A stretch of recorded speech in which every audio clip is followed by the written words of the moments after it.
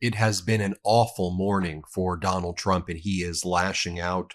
An order from federal judge Boasberg just upheld the restraining order or injunction against Donald Trump unilaterally deporting, or I should say kidnapping, individuals Donald Trump claims are Venezuelan Tren de Aragua gang members and shipping them to concentration camps without due process. Washington, D.C. federal judge Jeb Boasberg says that at a minimum, some process is required to determine if the individuals Trump claims are gang members are gang members. In other words, there must be some minimal process established. More on that order in a moment.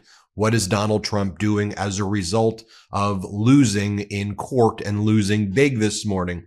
Donald Trump has been posting about the judge. He posted last night. He posted again. The posts are like this. It's a picture of Judge Boasberg, the Washington, D.C. federal judge. Should be noted, Judge Boasberg is the chief judge in Washington, D.C., meaning he's the top judge. He leads all of the judges, Trump appointees, Obama appointees, Clinton appointees, Bush appointees. He's the chief judge. Before being the chief judge, he was the chief judge of the FISA court. So he dealt with foreign intelligence stuff, and he was appointed by the Supreme Court Chief Justice Roberts about 10 years ago or so to be on the FISA court. He also has handled in a leading capacity over the past decade issues relating to terrorist deportations and claims against terrorists. He's like the most experienced guy in the country in this field, and this is who Trump and MAGA are going after.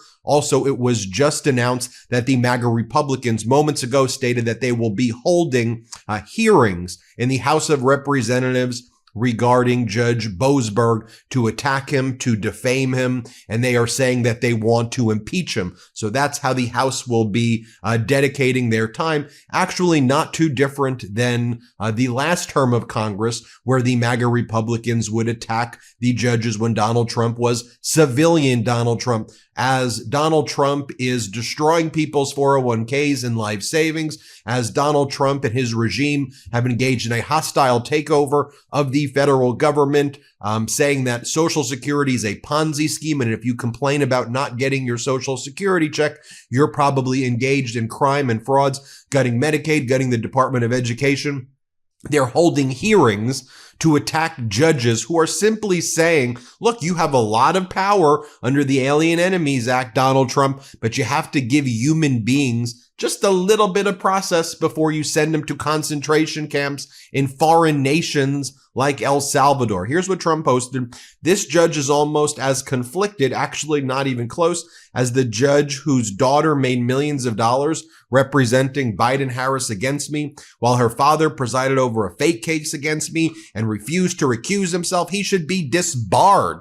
Disbarred, he says. Crooked Alvin Bragg was the DA in the case. They put me under gag order. He's like mixing cases and concepts and lies because it's all based on lies. So I wanted to see Donald Trump is attacking and defaming Judge Boasberg. What's the attack on? Why is what is he posting? When you click this, you're going to get disinformation. But let me just show you because I clicked it. So here's what Donald Trump's posting, a photo of the guy so people can go after him. Judge who blocked Trump deportations took junket to event with anti-Trump. So I opened the thing and it goes anti-Trump speaker sponsors. What does this mean? So I clicked it. Months before he blocked Donald Trump's deportations of illegal alien gang members, U.S. District Court Judge James Boasberg attended a privately funded legal conference in Idaho that featured sponsors and speakers who have expressed clear anti-Trump sentiments, particularly on immigration, and a theme that echoed the Democrats' 2024 stated mission of saving democracy, according to a judicial ethics report. Boasberg was one of the 9 Democrat-appointed judges and 3 Trump-appointed judges to attend the conference in ritzy Sun Valley, where 2 of the 4 sessions were titled Role of Judges in Democracy and the State of Democracy. So I want to get this straight. You had Democratic appointed judges, Republican appointed judges, Trump appointed judges, at an event in Idaho that was called The Role of Judges in Democracy. And you're saying that that is the conflict of interest that makes him unable to rule in a case that simply human beings should be given process? Because as we know many stories right now of people shipped to El Salvador who were not Venezuelan gang members. Women were shipped to El Salvador, and the concentration camp in El Salvador doesn't even hold women. I told the story earlier this morning about a gay barber who fled the Maduro regime, who's not a gang member, who was a lawful asylum seeker. I told the story about the professional soccer player from Venezuela who's a soccer coach here who had a Real Madrid tattoo, lawfully here as an asylum seeker, a political exile from the Maduro regime. I could keep going on. We need to determine if people are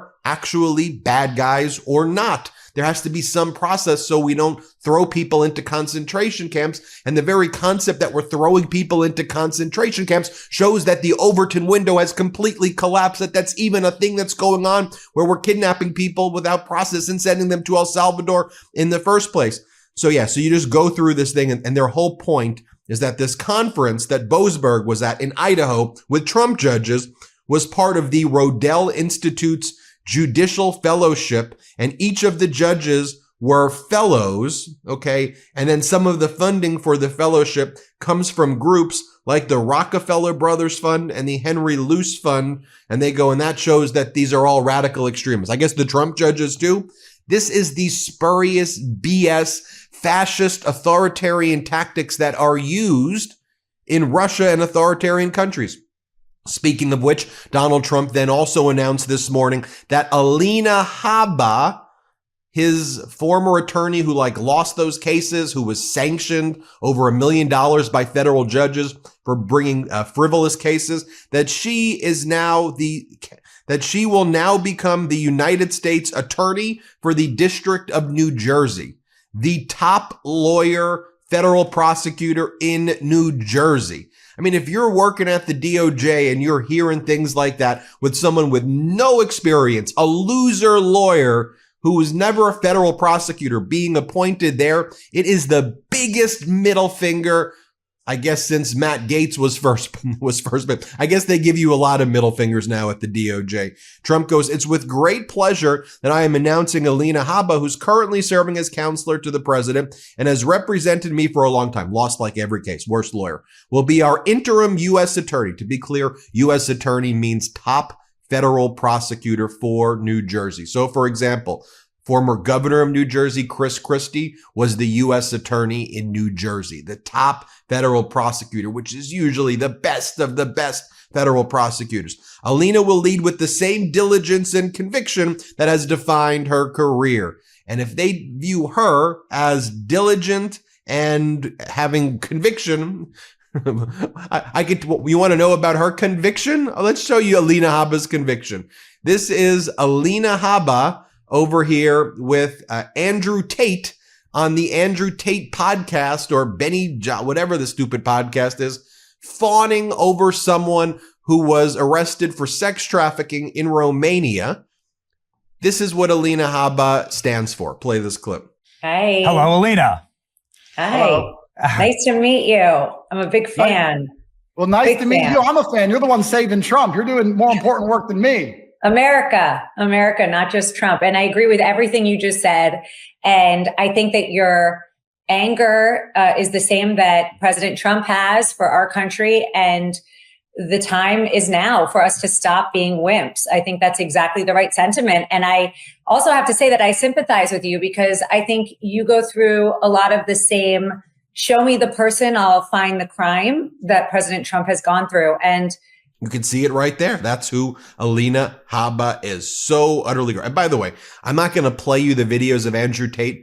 It's early and it's so freaking gross, but and vile. But he's out there talking about, oh, what I do is I get these women and these young girls to work for me, and I don't pay them any money, and it's just horrific. I don't want to say what he says. It's horrific stuff.